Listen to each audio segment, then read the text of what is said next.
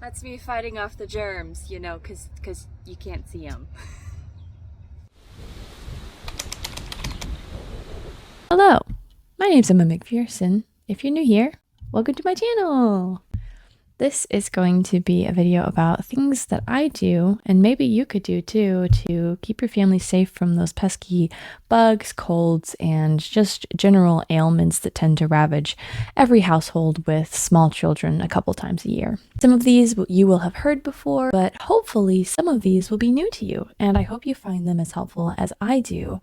So without further ado, let's dive right in. The first thing I want to mention is the thing that I think saves our family the most, zinc tabs. This is one of the very few things on the market that has been clinically proven to reduce and prevent colds. Zinc helps make immune system cells, and those cells fight germs. And a vast number of published studies have used zinc oxide as an antibacterial agent. That means that zinc kills those pesky germs. And what's something that often gets us sick? Viruses and germs. So when we feel run down in our family, or we start getting a little sniffle, that's when the zinc tabs start. A humidifier. Did you know it's actually easier to get sick when your nose is dry? That means that in the winter months when it's dry out, a humidifier can not only help ease cold symptoms when you have one, but it can also prevent sickness in the first place. I like to keep mine by my bed, so I'm taking in that lovely moist air for at least 1/3 of the day. An important side note, make sure you are properly cleaning and disinfecting that humidifier regularly. I have to say it because this is a whole video about keeping well, and a humidifier can actually make you pretty dang sick if you don't clean it, because the humidity in it is just, it's a perfect place for germs to grow and multiply, and we don't want that. Opening up windows. Sunshine kills germs, so outside air usually has fewer germs. And inside air, which hasn't been cleaned by the sun and the trees and the movement of the breeze, is disgusting in comparison. So how do we fix that? Simply by opening up the windows. If it's a nice day out, there's no reason not to leave those windows open all day long. And even if it's freezing outside, you can just open your windows for a couple of minutes, or even a few seconds, just to get some of that fresh air in and get some of those benefits from it. Even better, if you open windows on opposite sides of your house, this can create a wonderful cross breeze that will replace the air in your home even more effectively. Cleaning regularly touched surfaces. I'm sure we've all seen ads about this one, but you don't need to go buy those harsh chemicals. Soap, water, and a little bit of vinegar will also do the trick. This is helpful because germs live on every single surface in our home. And while it's neither healthful nor helpful to be going around trying to kill every little germ in our home, it's impossible anyway, disinfecting regularly touched surfaces like door handles, light switches, the fridge handle, etc., during and directly after your family has been sick can help you get better faster and help to avoid reinfection. Changing sheets and pillowcases. I do this in our home as often as possible. 1 time a week when we're well, and at least 2 times a week when we're sick. We spend 1/3 of our lives snuggled up cozy in bed. And while that's lovely, it's also a lot of time to contaminate those surfaces with our germs, and it's a lot of time to reinfect ourselves with any bugs that we've got going. Changing toothbrushes after being sick. This one can be a game changer. Frankly, the money spent on those new toothbrushes, even if you like those fancy ones, it's not worth being sick for even a single day longer. Just throw them out. Spend the money, you know? You're supposed to change them out every 3 months anyway, and who really does that, right? I mean, they're probably overdue for a change. Come on.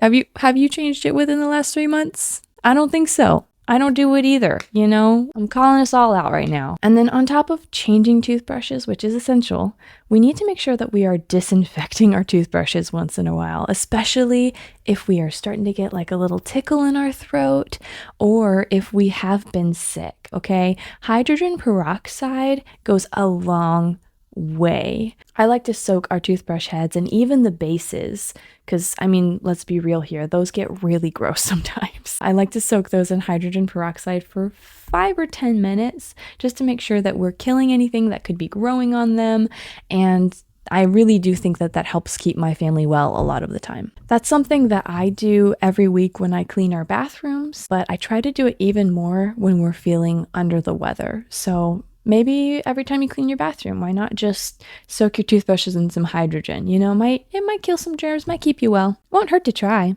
For the days post-COVID, we all know this one too. Avoiding others who have coughs, stuffy noses, and other signs of sickness. We all know that this is where it starts. That little kid with a snot running down their face, or the coworker coughing during a meeting.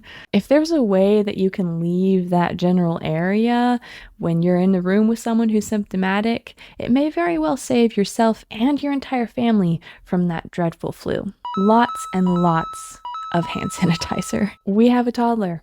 She touches everything. So when we are out, every time she touches the floor, if we are in the bathroom and she touches anything in a public bathroom, and we try to as well before she feeds herself, slather hand sanitizer on that little girl's hands. It isn't as good as hand washing, but it is worlds better than doing nothing at all. And then when we're home, if I'm pinched for time, but my kid has touched something unsavory, it's definitely worth the 15 seconds that it takes to get under my sink and rub that hand sanitizer all over her tiny hands. My next point, washing our kids' hands a couple times a day.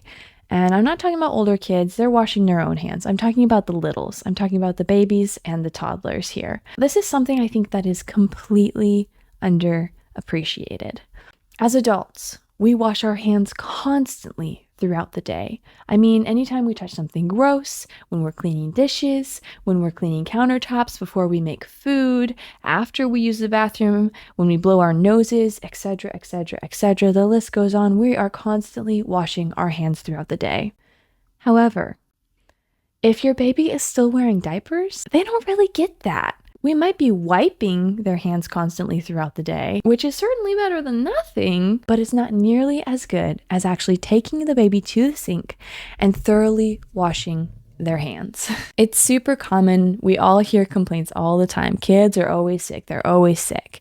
And while not all sickness is avoidable, I do think by keeping it in the forefront of our minds and making a concerted effort to properly wash our baby's hands at least a couple of times a day, that we can avoid a lot of the illness that we otherwise might have to contend with. Keeping our health on point.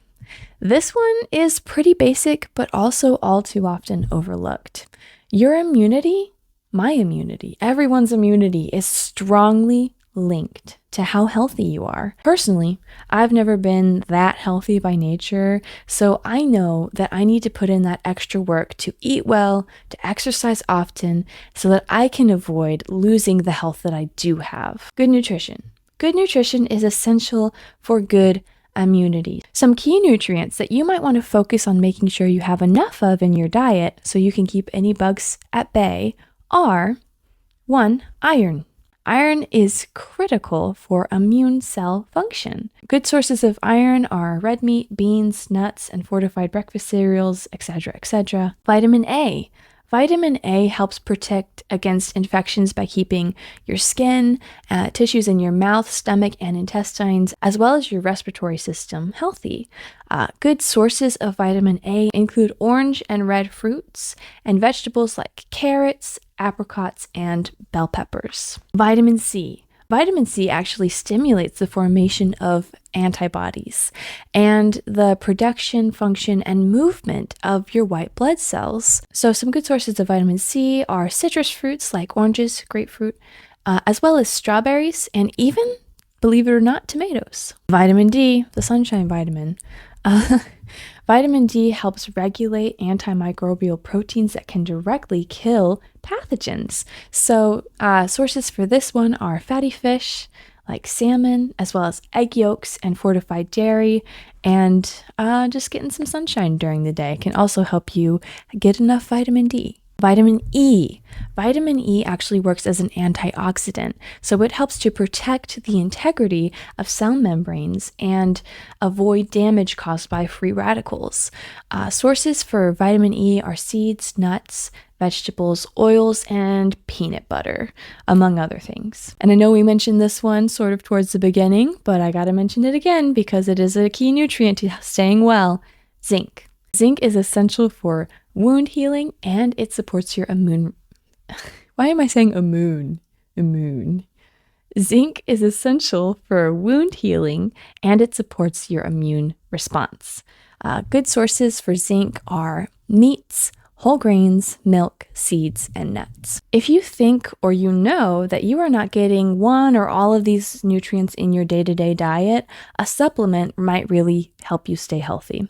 Of course, consult your doctor before taking one, but that's a big reason why we take those handy zinc tabs. On to the next, but still in the vein of keeping healthy, exercise. Exercise can improve your blood circulation, reduce inflammation, and release endorphins, which are hormones that make you feel good and they lower your stress levels. Which brings me to this next point, managing stress. Stress has a negative impact on your immune system. It can increase cortisol levels, which are hormones that suppress your immune system. Unfortunately, as parents, stress is an unavoidable part of the gig. However, there are helpful and unhelpful ways to deal with it. To manage our stress, we can do things like relaxation techniques, meditation, breathing exercises, yoga, or even go out and get a massage. Trying to keep a positive mindset can also help reduce stress, as well as making sure that we're opening up to the people around us, having conversations, talking with friends, family members, therapists, etc. And of course, this video being about health, I absolutely must say that sometimes despite your best efforts, you still might catch the flu or some other illness. If that happens and you're having persistent symptoms that are not improving within 10 days, 5 plus 5, or you have a fever of 105 or greater and you're not responding to medication, please go see a doctor ASAP. That is so important. This has been my best tips for keeping yourself and your family well. What are your best tips to keep well? Be sure to share them in the comments below so that I and everyone else who sees your comment can benefit from your wonderful words of wisdom. Thank you so much for watching to the end. If you want to see more of me, like, subscribe, and hit that bell notification so you never miss anything that I post. Thank you bunches. Have a good day. Bye-bye.